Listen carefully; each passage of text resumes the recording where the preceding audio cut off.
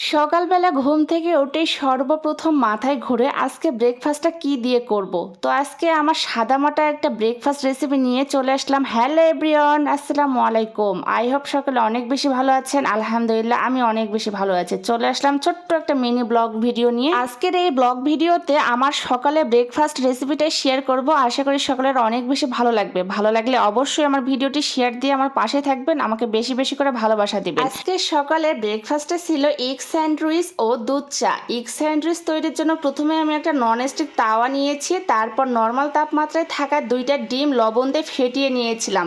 ডিমটা দেওয়ার পর ডিমের উপরে আমি একদম দুইটা ব্রেড দিয়ে দিলাম। ডিমটা মোটামুটি ফ্রাই হওয়ার পর আমি একটা স্প্যাচুলারের সাহায্যে খুব সাবধানে ব্রেড ও ডিমটাকে উল্টে দিলাম। তারপর সাইড থেকে যে এক্সট্রা অংশগুলো ছিল ডিমের, সেটা আমি উপরের দিকে উঠিয়ে দিব। যেহেতু আমি একদমই সাদামাটা এগ স্যান্ডউইচ তৈরি করব, ডিমের অতিরিক্ত অংশটা স্যান্ডউইচের উপরে উঠে দিলে দেখতে অনেক বেশি ভালো লাগে। আর যে সকল খাবার দেখতে ভালো সেগুলো তো খেতে মাশাআল্লাহ অনেক বেশি মজার লাগে। আর সকালবেলা ঘুম থেকে উঠে সাদামাটা এই ব্রেকফাস্টটা আমার কাছে অনেক বেশি ভালো লাগে। আমার আজকের সকালে ব্রেকফাস্ট তো আপনাদের সঙ্গে শেয়ার করলাম। তো বন্ধুরা, আপনারা কি দিয়ে সকালে ব্রেকফাস্ট করেছেন অবশ্যই আমাকে কমেন্টে জানাবেন।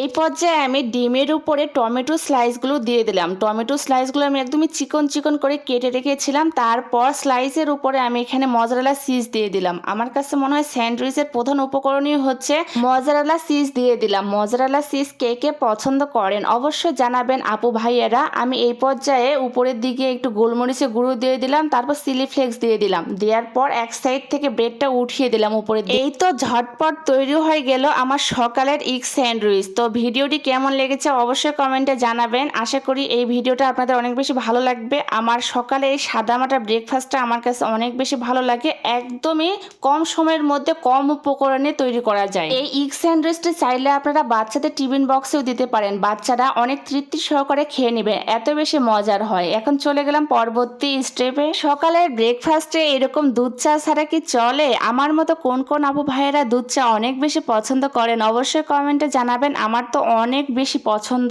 প্রথমে একটা মিল্ক প্যান নিয়েছি, তারপর এখানে পরিমাণ মতো দুধ নিয়েছি। আপনারা যতখানি চা তৈরি করবেন সেই হিসেবে পরিমাণ মতো দুধটা বাড়িয়ে বা কমিয়ে নেবেন। তারপর এখানে চা পাতা দিয়ে দিলাম পরিমাণ মতো। আমি এটা সিলেটের চা পাতা অ্যাড করে দিয়েছি, এই জন্য একদমই অল্প পরিমাণে দিলে কালারটা অনেক সুন্দর আসে। দুধের মধ্যে যখন চায়ের সুন্দর একটা কালার চলে আসবে তখন এই পর্যায়ে আমি আমার টেস্ট অনুযায়ী লাল চিনি অ্যাড করে দিয়েছি। আপনারা আপনাদের পছন্দ মতো চিনিটা বাড়িয়ে বা কমিয়ে দিতে পারেন। তারপর গরম গরম পরিবেশন করলাম আমার পছন্দের দুধ চা। আমার ভিডিওটি কে কোন জেলা থেকে দেখতেছেন অবশ্যই কমেন্টে জানাবেন, যাতে আমি নেক্সট ভিডিওতে ধন্যবাদ জানাতে পারি। আমার ভিডিও ভালো লাগলে অবশ্যই শেয়ার করে পাশে থাকবেন। আল্লাহ হাফেজ।